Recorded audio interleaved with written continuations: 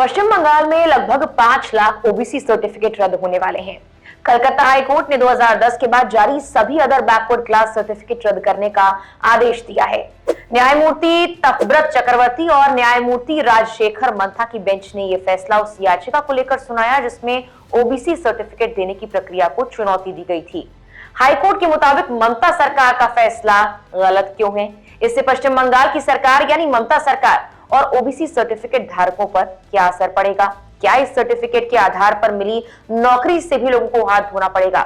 सब कुछ जानने के लिए वीडियो को आखिर तक जरूर देखें। नमस्कार, मेरा नाम है मेघना सचदेवा, आप मुझे देख रहे हैं लोकमत हिंदी पर। सबसे पहले ये मामला शुरू कैसे हुआ और कोर्ट तक कैसे पहुंचा, आपको ये बताते हैं। साल 2011 में ममता सरकार सत्ता में आई। 2012 में ममता सरकार ने एक कानून लागू किया। ये कानून सरकारी नौकरियों में ओबीसी वर्ग के लिए आरक्षण का प्रावधान करता है। इसके कुछ प्रावधानों को हाईकोर्ट में चुनौती दी गई।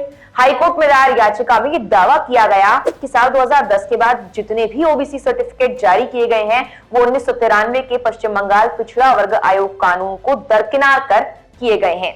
जो सच में पिछड़ा वर्ग से थे उन्हें सर्टिफिकेट मिले ही नहीं है, जिसके बाद कोर्ट ने माना कि वोट बैंक और चुनावी फायदे के लिए ये सब किया गया। लाइव लॉ की रिपोर्ट के मुताबिक कोर्ट में कहा गया कि सीएम की सार्वजनिक घोषणा को वास्तविक बनाने के लिए 77 वर्गों के वर्गीकरण के लिए सिफारिशें करने में आयोग और राज्य ने अनुचित जल्दबाजी की है। सूचियों में शामिल करने के लिए आवेदन आमंत्रित करने के लिए आयोग द्वारा कोई उचित जांच की ही नहीं गई और सूची में कथित तैयारी के बाद भी बड़े पैमाने पर लोगों से आपत्तियां आमंत्रित करने के लिए कोई अधिसूचना जारी ही नहीं की गई थी। और इस तरह अधिकारियों ने संवैधानिक प्रावधानों का उल्लंघन किया है, संवैधानिक मानदंडों से हटकर भेदभाव किया है। ऐसा कोई डेटा प्रकट ही नहीं किया गया जिसके आधार पर यह सुनिश्चित किया गया कि संबंधित समुदाय को पश्चिम बंगाल सरकार के तहत सेवाओं में पर्याप्त प्रतिनिधित्व नहीं है। न ही कभी ये रिपोर्ट प्रकाशित की गई और इस तरह कोई भी उस पर आपत्ति दर्ज कराने के अवसर का फायदा उठा ही नहीं सका।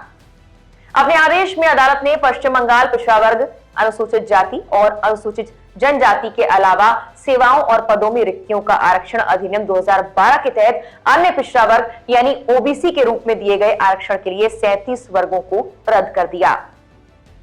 अब हाईकोर्ट के आदेश के बाद ओबीसी की नई लिस्ट बनेगी। हाईकोर्ट ने कहा कि पिछड़ा वर्ग कल्याण विभाग अब पिछड़ा वर्ग आयोग से सलाह लेकर एक नई रिपोर्ट बनाएगा। इस रिपोर्ट में बताए कि किसे अन्य पिछड़ा वर्ग में शामिल करना है और किसे बाहर रखना है।